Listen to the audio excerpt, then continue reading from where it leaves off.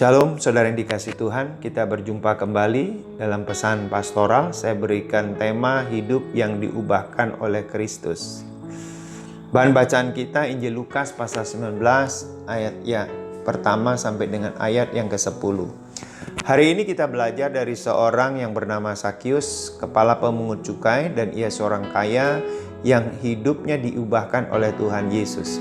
Yang menarik bagi saya, di dalam pembacaan ayat 1-10 itu di ayat yang kelima yang berkata, ketika Yesus sampai ke tempat itu, ia melihat ke atas dan berkata, Sakius, segeralah turun, sebab hari ini aku harus menumpang di rumahmu. Ada kata harus, menumpang di rumahmu.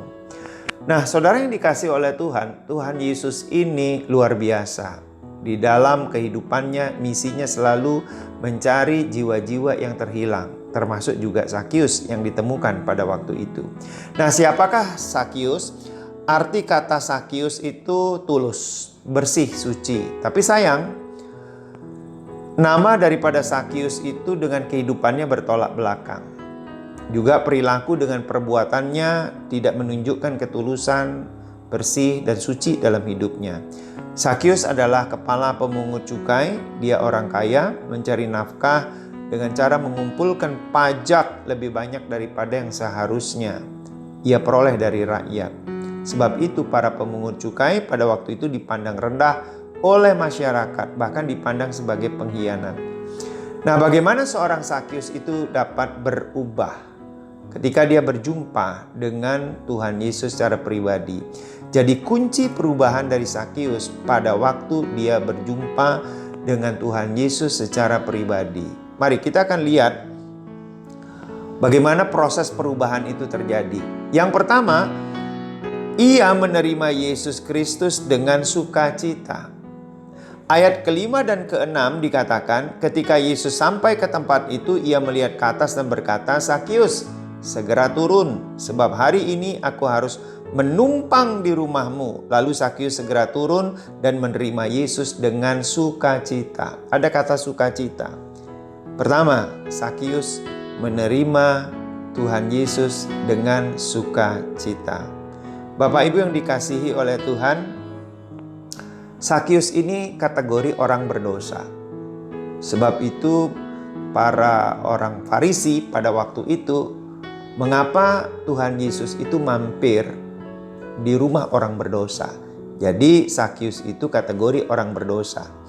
Nah, biasanya orang berdosa itu enggan untuk pergi ke bait Allah karena dia terdiskriminasikan dari orang-orang yang ada di bait Allah. Nah, sebab itu ketika Yesus itu berkata, aku harus mampir ke rumahmu, itu adalah turning point-nya. Sehingga Sakius itu turun dari pohon ara dengan sukacita, dia menerima Tuhan Yesus di rumahnya.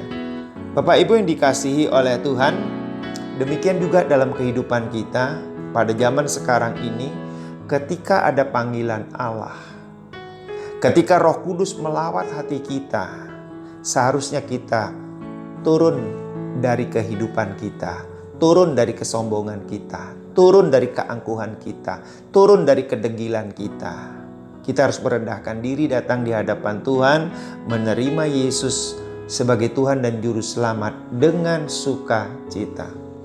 Yang kedua, terjadi perubahan hidup. Di ayat yang ke-8 dikatakan, tetapi Sakius berdiri dan berkata kepada Tuhan, Tuhan, setengah dari milikku akan kuberikan kepada orang miskin, dan sekiranya ada sesuatu yang kuperas dari seorang, akan kukembalikan 4 kali lipat. Perubahan yang radikal terjadi pada Sakius. Dari serakah menjadi berbelas kasihan kepada orang miskin. Dari keras kasar menjadi seorang yang peduli. Dari mementingkan diri sendiri menjadi mementingkan orang banyak. Perjumpaan dengan Tuhan Yesus secara pribadi membawa sebuah perubahan. Bagaimana dengan kita? Ketika kita berjumpa dengan Yesus secara pribadi, pasti ada perubahan yang radikal. Kalau tidak berubah, ada sesuatu yang salah. Mungkin Anda tidak berjumpa dengan Yesus secara pribadi, mungkin Anda berjumpa dengan yang lain sehingga tidak berubah. Nah, yang ketiga, terjadi keselamatan pada Sakius. Ayat 9 dan 10 berkata, kata Yesus kepadanya, hari ini telah terjadi keselamatan kepada rumah ini, karena orang ini pun anak Abraham, sebab Anak Manusia datang untuk mencari dan menyelamatkan yang hilang. Dari orang yang berdosa menjadi orang yang menerima anugerah keselamatan dari Tuhan Yesus Kristus. Sampai hari ini Tuhan Yesus rindu untuk menganugerahkan keselamatan kepada orang yang membuka hatinya, menerima Yesus sebagai Tuhan dan Juru Selamat pribadi, termasuk juga saudara yang mendengarkan berita ini. Kalau engkau dilawat oleh Tuhan Yesus, buka hatimu, terima Yesus dengan sukacita, maka engkau akan menerima anugerah keselamatan. Mari berdoa bersama dengan saya. Bapa, di dalam nama Tuhan Yesus, kami mengucap syukur buat anugerah-Mu yang besar.